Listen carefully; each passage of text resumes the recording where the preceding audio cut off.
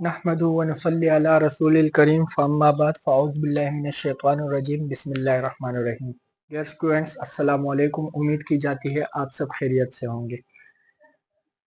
Dear students, आज मैं आपको एक टॉपिक समझा रहा हूँ। 2.1 एक्सरसाइज नंबर है, मैथ का टॉपिक है और ये कराची बोर्ड के लिए है। Karachi board class 9।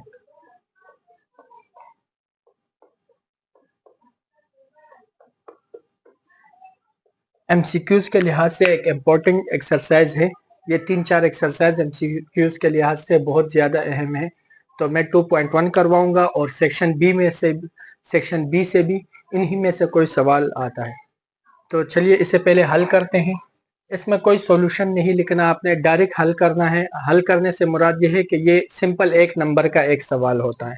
आपको 4 ऑप्शन दिए होंगे, 4 ऑप्शन में से एक सही होगा, 3 गलत होंगे। लेकिन ऑप्शन बनाने के तरीके भी मैं आपको बताऊंगा और आपको ये भी बताऊंगा कि दुरुस्त जवाब कौन सा है। तो हल करते हैं। सबसे पहले 9।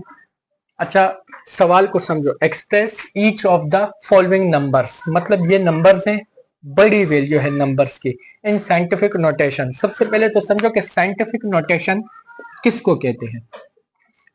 साइंटिफिक नोटेशन एक ऐसी अलामत होती है जिसमें हम किसी बड़ी वैल्यू को, बहुत बड़ी वैल्यू को या बहुत छोटी वैल्यू को आम हालत में लिखते हैं, सिंपल सिचुएशन में लिखते हैं, सिंपल कंडीशन में लिखते हैं। इसे हम साइंटिफिक नोटेशन कहते हैं, साइंसी तरकीम जिसको उर्दू में कहते हैं। तो इसे आम सूरत में लिखने का तरीका मैं आपको बताऊंगा कि जैसे 9700, इसका मतलब है 9700। इसको आम सूरत में हमने लिखने हैं, तो आम सूरत में लिखने का तरीकाकार ये होता है कि इन सबको हम 10 की पावर से रिप्रेजेंट करेंगे। तो 9700 है तो हम एक वैल्यू के बाद पॉइंट लगाएंगे। एक वैल्यू जैसे 9 के बाद एक पॉइंट लगाए और बाकी वैल्यू 9.7। जीरो हम नहीं लिखते, अगर बाद में जीरो हो तो वो हम नहीं लिखते। 9.7 और फिर जरब 10 की पावर से रिप्रेजेंट करेंगे बाकी वैल्यू को। तो इस 10 की पावर 10 को मल्टीप्लाई बाय 10 को हम एक्सपोनेंट पढ़ते हैं, EXPONENT, इसे एक्सपोनेंट कहते हैं। तो इसे इस तरह पढ़ेंगे, 9.7 एक्सपोनेंट।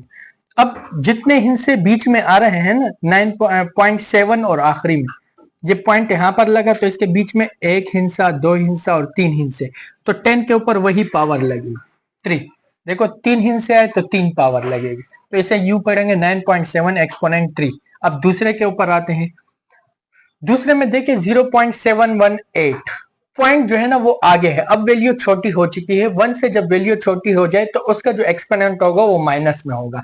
ये अब 1 से छोटी वैल्यू है 0.718, 1 से छोटा है तो पावर माइनस में आएगी। तो हम इस पॉइंट को एक हिस्से के बाद रखेंगे, एक हिस्से के बाद सबके लिए रखना है 7.18 एक्सपोनेंट। अब कितने हिस्सों के बाद हम जो है ना वो पॉइंट को लेकर गए हैं, ये एक हिस्से के बाद, तो पावर आएगी -1। यहां पर कितने हिस्सों के बाद आया था, 1 2 3। यहां पर कोई डेसिमल पॉइंट नहीं था, यहां पर है, यहां पर नहीं था। जिसमें ना होना तो वहां पर फिर आखिर में देख अज्यूम किया जाता है, फर्ज किया जाता है कि इसके यहां पर मौजूद है। तो ये कितने हिस्से छोड़कर आया, 3 हिस्से छोड़कर आए। लेकिन इसका जो है ना प्लस में, अगर वहां से आ रहा है तो प्लस में, और अगर यहां 0 की तरफ से जा रहा है तो माइनस में। हम डेसिमल पॉइंट को, ये ऊपर पावर को मेंशन करेंगे। चलो यहां पर भी चलते हैं। यहां पर भी वही कंडीशन है, कोई डेसिमल पॉइंट नहीं है तो हम एज्यूम कर लेते हैं कि यहां पर है। एज्यूम क्या, बल्कि यही पर होता है, सही। तो इसको हम एक डिजिट के बाद रखेंगे।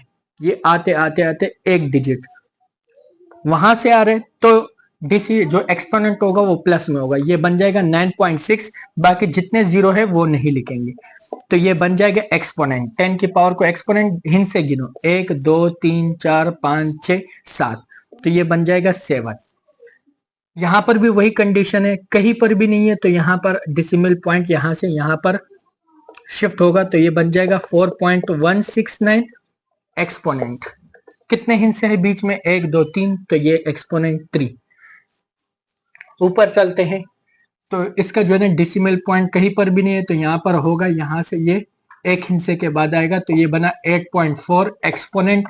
कितने हिस्से है, 1 2 3 4, 4 हिस्से, तो 10 की पावर 4। 0.718 ये एक बार हम हल कर चुके हैं मेरे ख्याल में। 0.718 ये गलत सवाल है दूसरे का, और छठे का मैंने एक ही लिखा है, फिर भी मैं देख लेता हूं कि कोई गलती तो नहीं हुई है हमसे।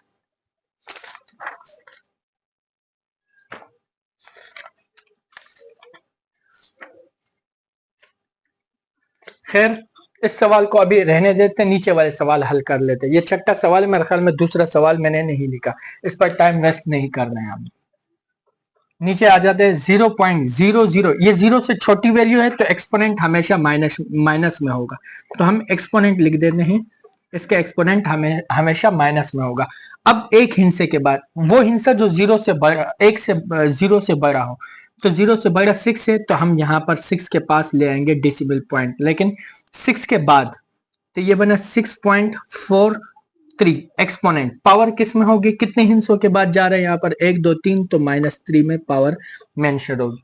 वो भी इसी तरह है, ये डेसिमल पॉइंट कहां पर शिफ्ट होगा, 7 के बाद शिफ्ट होगा, तो ये बनेगा 7.4।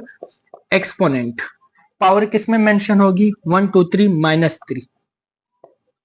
नीचे ये भी 0 से छोटा है, 1 से छोटा है, तो ये भी पावर कहां पर आएगी, 2 के बाद आएगी, सॉरी 2 के बाद, क्योंकि 2 1 से बड़ा है, तो ये बनेगा 2.1 005 एक्सपोनेंट। अब इन जीरो को हम इग्नोर नहीं कर सकते क्योंकि आखिर में 5 मौजूद है, तो उसी वजह से हम ये पूरी की पूरी वैल्यू लिखेंगे, लेकिन 2.1005 लिखेंगे और एक्सपोनेंट भी लिखेंगे। एक्सपोनेंट की पावर किस में होगी, ये होगा एक हिस्से के बाद पॉइंट ये, तो ये बनेगा -1। ये आपके फर्ज कर लो अगर इस टाइप के एमसीक्यूज आ जाते हैं तो 1 नंबर के एमसीक्यूज इस चैप्टर में से लाजमी आते हैं, जिसमें से मैंने एक टॉपिक की तैयारी करवा दी है, दूसरी टॉपिक की तैयारी मैं इसके बाद करवाऊंगा। और इसी के साथ मेरा चैनल देखते रहिए, सब्सक्राइब कर दीजिए। इंशाल्लाह जितने भी एमसीक्यूज टाइप में आपको करवाऊंगा उनमें से लाजमी एमसीक्यूज आएंगे, और सेक्शन बी में से भी। सेक्शन सी में से मैं आपको लास्ट टाइम जैसे एग्जाम को 10 से 12 दिन रह जाए, मैं आपको सेक्शन सी के सवालात भी बता दूंगा, तो उन्हीं से रिलेटेड आएंगे। तो दुआओं में याद रखिए और मेरा चैनल देखते रहिए। चैनल को सब्सक्राइब करना मत भूलिए और लाइक करना भी मत भूलिए। तो इसी के साथ इजाजत चाहते हैं। अल्लाह हाफिज।